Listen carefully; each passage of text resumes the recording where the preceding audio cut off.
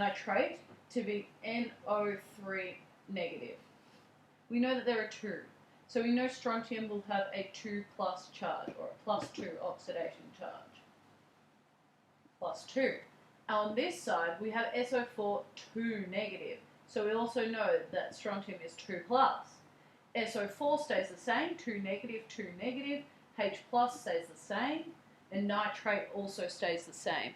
So we can sort of tell that it's not an oxidation and reduction, so a redox reaction, sorry.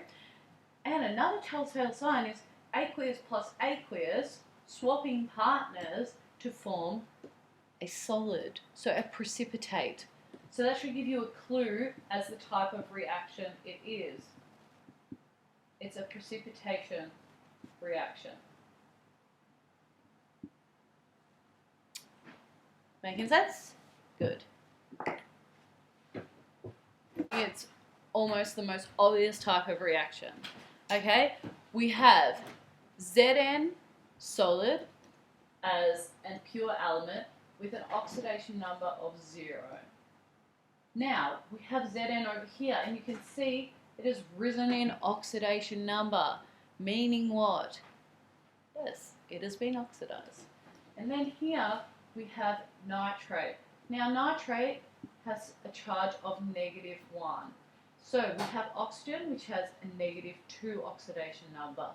So -6, because there's 3 of them. X minus 6 equals -1. 7.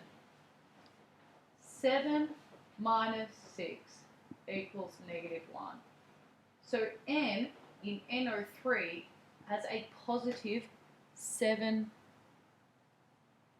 Scrap that. Totally stuff that. So oxygen has a charge of -2, and altogether it has to have a charge of -1. Now, oxygen will have -6 altogether because there's 3 at -2. X minus 6 equals -1. 5 minus 6 equals -1. So nitrogen has a +5. I write up the oxidation numbers at the top and do my working out at the bottom. Makes it easier. Okay, over here, -2 for oxygen, and we have X times 2 minus 2 equals 0. The total, there's no charge on N2O, so the total is 0. Now, something times 2, 1 times 2 minus 2, 1 times 2 is 2, minus 2 equals 0, 1. So we can see that Zn solid has gone from oxidation 0 to 2 plus, and therefore has been oxidized.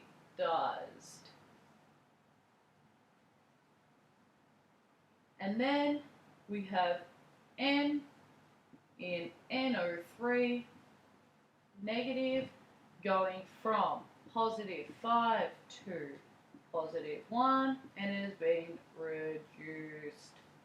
Another thing you guys did that I noticed is some of you just wrote 1. You thought, well, if I'm writing 1 and not -1, it's definitely going to be a positive. You have to be obvious with oxidation numbers. You have to put a plus. Okay, so moving on. So some examples of redox reactions. You might have to provide examples of redox reactions in your exam, or it might help when you're reading your exam question and they say, oh, this type of reaction has happened, and you know straight away it's a redox. So let's have a look. Bleaching of hair. Here you can see she has a very nice haircut and she's bleaching it blonde. Corrosion of metals. So we know that iron forming iron oxide changes it from 0 to 3 plus. Yes. Extraction of metals from their ores. Respiration. Photosynthesis. Film-based photography. So photosynthesis and respiration, they will ask you in the exam about those. They always do. We cover it a little later, but for a quick head start, Photosynthesis is basically when you have a plant. Lovely art teacher right there. And it gets sunlight. Where? Okay, and we also have going into it CO2. Takes in our CO2. How nice are they? Whoops. And H2O. That's why it's always good to water your plants from the roots, because that's where they take up the water. They release it from their leaves. Okay, but anyway, so the reaction is CO2 plus H2O makes glucose, C6H12O6 plus O2, and they give us back oxygen. How nice of them. Okay, and the reverse reaction is simply what we do, because we just like giving it right back to them. When you do exercise, you take in glucose for energy and you release carbon dioxide and water. It's called respiration. So the first one, photosynthesis,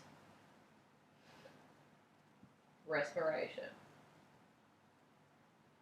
And in an exam, they might ask you, for example, which one is reduction, which one's oxidation.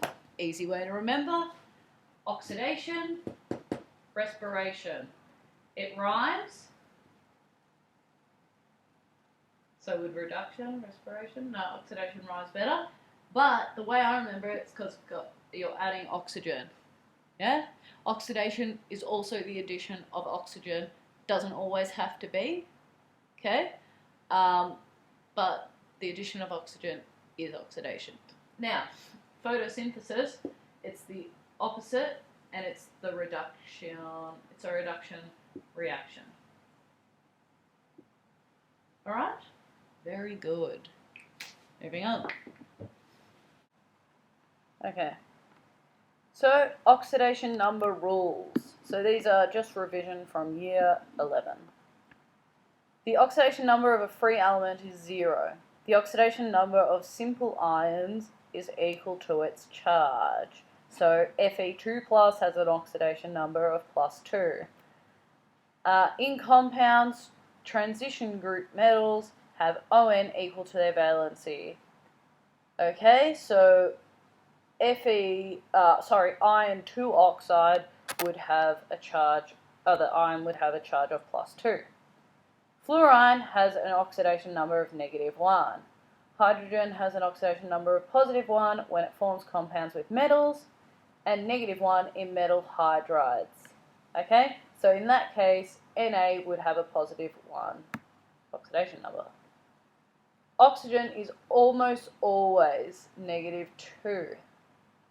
However, in peroxides, it's -1, and in F2O, F takes priority at a -1 oxidation number, and O has a +2. The sum of all the oxidation numbers in a neutral compound has to be 0, as we've spoken about before. The sum of oxidation numbers in a polyatomic ion is equal to the charge on the ion. Now, the most electronegative element in compound has the negative oxidation number. Remember, electronegative wants electrons more likely to be reduced, or more likely to have the negative charge. Here are some examples. They're on your slides. The first one, oxidation state of phosphorus in P2O7 4 negative.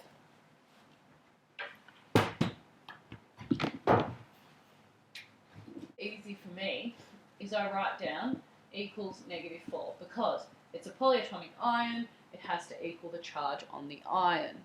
Okay? We know that oxygen has a -2 charge, so -2 times 7 equals -14. Now there are 2 phosphoruses, so we have x times 2 minus 14 equals -4. 5 times 2 minus 14 equals -4. 10 minus 14 equals -4. So each P has to have a +5 oxidation number. So the answer is B. Question 2. What is the oxidation number for the chromium in dichromate ions? So dichromate ions, you guys need to know the formula for this.